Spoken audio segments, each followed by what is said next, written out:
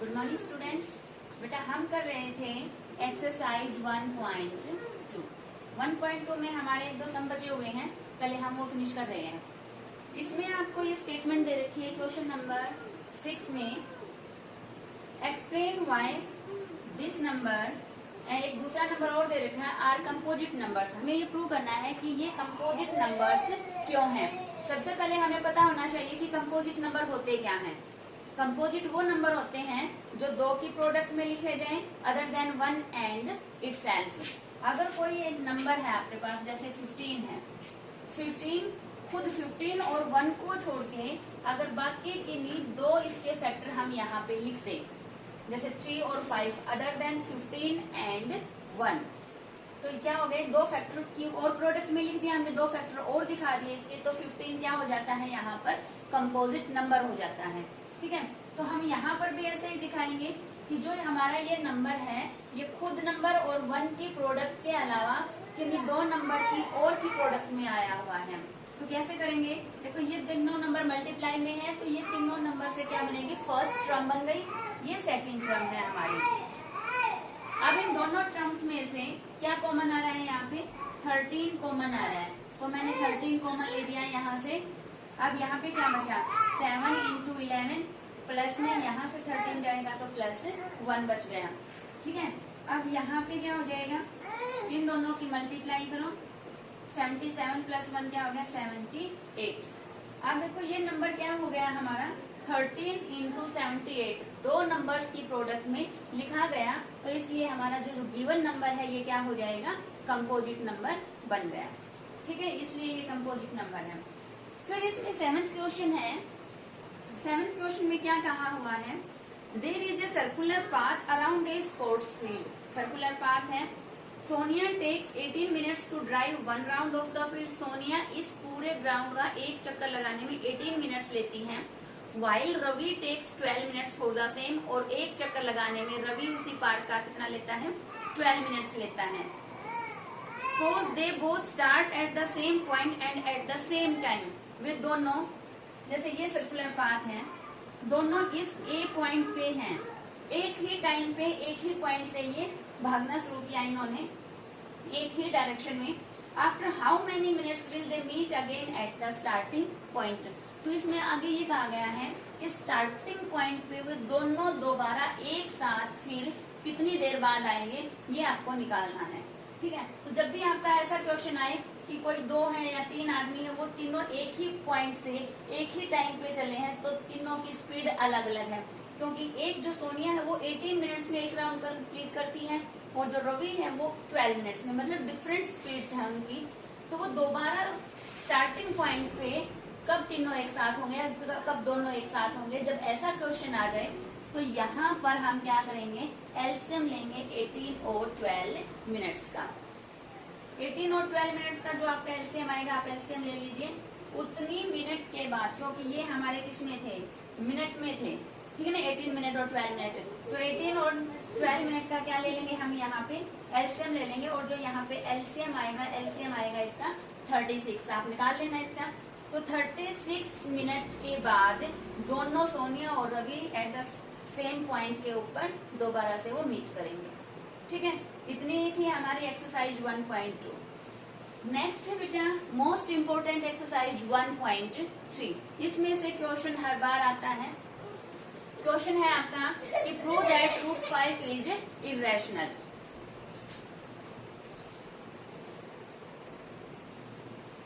Question क्या आता है बेटा कि रूट 5 को इरेशनल प्रूव करना आता है। हम इसको उल्टा मान के चलेंगे, क्या मान लिया कि लेट रूट 5 को हम मान के चले रैशनल मान के चले, फिर बीच में कुछ ऐसा ले आएंगे कि जिससे ये बात गलत प्रूव होगी, मतलब जो मान के चले हैं इसका अपोज हम कर देंगे। अपोजिशन आई अगर हमने दिखा दी तो हमारा सम हो जाएगा।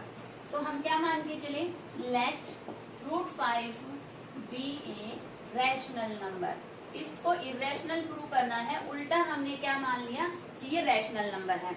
अगर कोई ये रैशनल नंबर है, अगर रैशनल है तो रूट 5 कैसे लिखा जाएगा, a बाय बी फॉर्म में लिखा जाएगा। ठीक है, रैशनल की कंडीशन है कि वो p बाय क्यू फॉर्म में आता है। मैंने p बाय क्यू की जगह क्या लिख दिया है यहाँ पे, a बाय बी। ए और बी दोनों क्या है, हमारे इंटीजर हैं। ये सिंबल मैंने किसका लिखा है, belongs to. A b belongs to Z, Z for set of integers. और b is not equal to 0। यहाँ पे रैशनल की हम 3 कंडीशन पढ़ेंगे। अभी तक सिर्फ ये 2 कंडीशन पढ़ते आए थे कि a और b दोनों इंटीजर हैं but b not equal to 0 है। अब एक बात और पढ़ेंगे कि a और जो b है इसका HCF या HCF का दूसरा नाम होता है GCD। इन दोनों की GCD कितनी होनी चाहिए, 1 होनी चाहिए। मतलब कि ये दोनों आपस में कैसे हों, एक दूसरे से डिवाइड ना होते हों, ये हमारे को प्राइम नंबर्स हों यहाँ पर। अब अगर ये कंडीशन हो गई, हम इन कंडीशंस को साथ में लिखेंगे, तीनों कंडीशंस को, ठीक है। अब ये a बाय बी हो गया, तो मैं यहाँ पे क्या कर रही हूँ, इनकी क्रॉस मल्टीप्लाई कर रही हूँ। ये हो जाएगा √5b is equal to a। अब मैंने क्या किया, दोनों साइड में स्क्वेयरिंग कर दी, स्क्वेयरिंग बोथ साइड्स। इसको इक्वेशन 1 नाम दे दिया, या स्क्वेयरिंग करने के बाद दे दें। तो यहाँ पे क्या बनेगा, तो इसका स्क्वेयर करोगे तो √5 का स्क्वेयर बन जाएगा 5, b का स्क्वेयर बनेगा b स्क्वेयर और इक्वल टू में a स्क्वेयर। ठीक है, यहाँ कर लिया। और अब इसका नाम हम 1 पुट कर देते हैं। अब मेरी बात ध्यान से सुनो, आपने यूक्लिड्स डिवीजन लेमा किया था, और यूक्लिड्स डिवीजन लेमा में हमने क्या पढ़ा था कि जो डिविडेंड होता है, डिविडेंड किसके इक्वल हो जाएगा, क्वोशेंट इनटू में डिवाइजर प्लस होता है रिमाइंडर। और अगर ये पूरा पूरा डिवाइड कर देता है कोई नंबर, तो रिमाइंडर वहां पे 0 हो गया। तो मतलब हमारा डिविडेंड कैसे लिखा जाएगा, क्वोशेंट और डिवाइजर के रूप में लिखा जाएगा। तो यहाँ पे है हमारा डिविडेंड ये, क्योंकि ये नंबर इन 2 की प्रोडक्ट में लिखा हुआ है। ठीक है, तो इसका मतलब क्या है, a स्क्वायर है यहाँ 5, इसको जब डिवाइड करेगा तो कितने पे डिवाइड कर रहा है, b स्क्वायर पे। मैंने यहाँ पे डिवाइजर अपना 5 बनाया है। ठीक है, 5 जब a स्क्वायर को डिवाइड करेगा तब b स्क्वायर आंसर है। तो a स्क्वायर कैसे लिखा गया, 5 इंटू b स्क्वायर फॉर्म में यहाँ पर ये लिखा गया है। इसका मतलब क्या हो गया, 5 डिवाइड्स, इससे ये बात निकल के आई है, तो आप यहाँ पे दिस इम्प्लाई जरूर लगाओगे कि इससे क्या बात निकल के आई, 5 डिवाइड्स a स्क्वायर। ठीक है, क्योंकि 2 के प्रोडक्ट में जो नंबर लिखा जाएगा, ये पहला नंबर भी इस नंबर को डिवाइड करेगा और दूसरा भी करेगा। मैं सिर्फ यहाँ पे 5 लेके चल रही हूँ, 5 डिवाइड्स a स्क्वायर।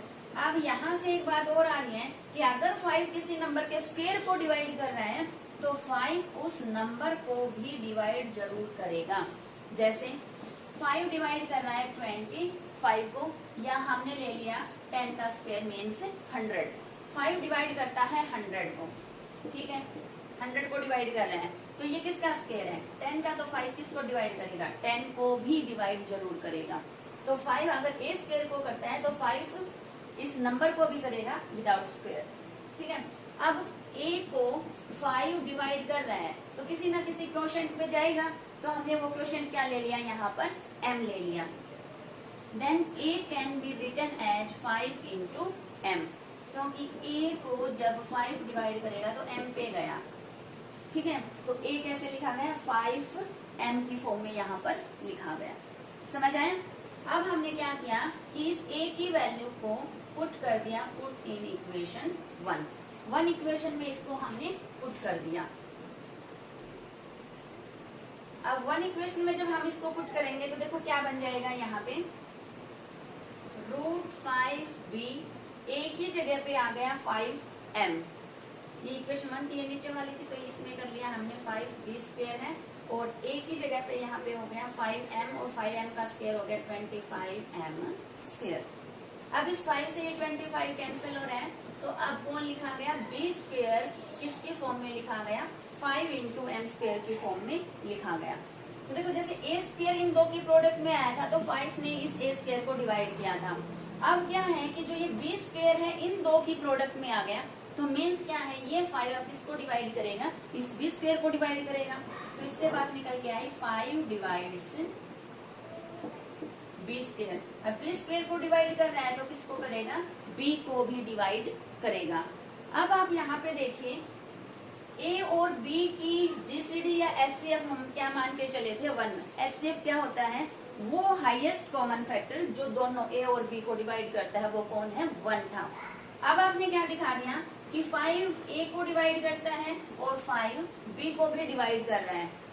5 ए को भी डिवाइड कर रहा है, 5 बी को भी डिवाइड कर रहा है, मतलब दोनों का एचसीएफ क्या दिखा दिया आपने, 5 दिखा दिया। बट इन दोनों का एचसीएफ क्या था, 1 था, को प्राइम थे ये वहां पे, तो यहाँ पे आपने दिखा दिया। सो 5 डिवाइड्स, इसको हमने यहाँ पे 2 नाम दे दिया और इसको 3। सो फ्रॉम 2 and 3, 2 and 3 से क्या हो गया, 5 divides a and b both, दोनों को डिवाइड कर रहे हैं। But HCF of a and b is 1, दोनों का HCF क्या था, 1 था, और यहाँ पे आपने दोनों का HCF क्या दिखा दिया, 5 दिखा दिया। So there becomes a contradiction. अब यहाँ पे क्या आ गया, एक कंट्राडिक्शन आ गया, एक विरोध पैदा हो गया, अपोजिशन हो गई ना यहाँ पे। Thus our supposition is wrong, our supposition जो हम मान के चले थे वो हो गई यहाँ पे रॉन्ग। हैंस, हैंस करके क्या लिख देंगे, अब देखो हम मान के चले थे कि ये रैशनल है, रैशनल लेके चले तो मतलब ये सारा काम हमारा सही होना चाहिए, लेकिन हमने क्या दिखा दिया, यहाँ पे कंट्राडिक्शन दिखा दी कि जो ए बी का HCF 1 मान के चले थे, HCF यहाँ पे हमने 5 दिखा दिया, तो मतलब जो मान के चले थे वो हम गलत मान के चले थे क्योंकि कंट्राडिक्शन आ चुकी है। Hence √5 is an irrational number.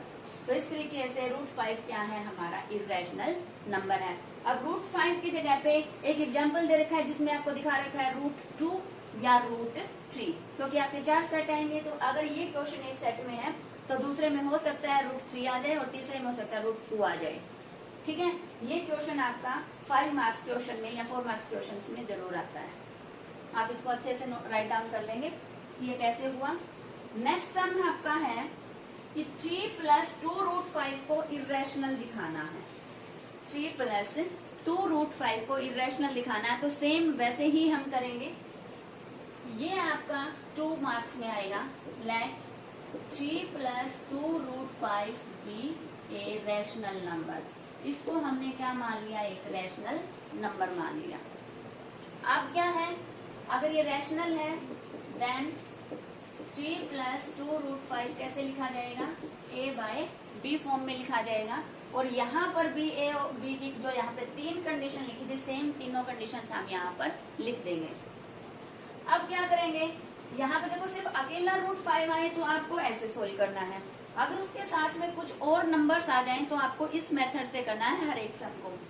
यहाँ पे पहले जो √5 के साथ है उस नंबर को यहाँ रखो, दूसरे को उधर ले जाओ, a/b उधर जाके -3 हो गया। अब हम क्या करेंगे, सिर्फ हमें यहाँ रखना है अंडर रूट वाली टर्म, इस 2 को भी उधर लेके जाओगे तो यहाँ पे देखो, मैं अगर यहाँ पे पहले एलसीएम ले दूं तो क्या हो जाएगा, a-3b/b। ठीक है, अब ये 2 उधर जाएगा तो 2 मल्टीप्लाई में है तो कहाँ चला गया, ये 2 डिवाइड में चला गया। अब आप यहाँ ध्यान से देखें कि a और b दोनों इंटीजर हम मान के चले थे, b is not equal to 0, यहाँ पे हमने कंडीशंस लिखी थी। फिर यहाँ पे क्या है, 2 और 3 भी कैसे हैं, हमारे रैशनल नंबर्स हैं, इंटीजर्स हैं ये भी, तो यहाँ पे आप लिखोगे a, b, 3 and 2 all are belongs to integers। तो ये कैसा हो जाएगा, सो a-3b/2b is a rational number. तो ये बन गया हमारा रैशनल नंबर। ठीक है, क्योंकि b नॉट इक्वल टू 0 हम यहीं पे कंडीशन डाल चुके हैं, तो ये कंप्लीट बन गया हमारा। जो ये नंबर आया है इधर राइट साइड में, ये रैशनल नंबर है। बट वी नो दैट, लेकिन हम क्या जानते हैं कि √5 इज एन इरेशनल नंबर। ये आपने दिखा दिया कि ये तो रैशनल है, बट इसकी लेफ्ट हैंड साइड आपने क्या दिखा दी, वी नो दैट √5, क्योंकि हम जानते हैं, हम प्रूव कर चुके हैं कि √5 हमारा कैसा है, एक इरेशनल नंबर है। So there becomes a contradiction. Contradiction क्या आ गई कि ये इरेशनल है और यहाँ पे ये किसके इक्वल हो गया, रैशनल के। एक इरेशनल नंबर रैशनल के इक्वल नहीं हो सकता। So our supposition is wrong, कि जो हम मान के चले थे वो हमारा रॉन्ग हो गया, wrong. Hence 3 + 2√5 is a rational irrational number. Is an irrational number. इसलिए जो हमें दे रखा है ये नंबर हो गया हमारा इरेशनल। ठीक है, तो √5, √2, √3 वाला आप ऐसे करेंगे। ठीक है, कंप्लीट।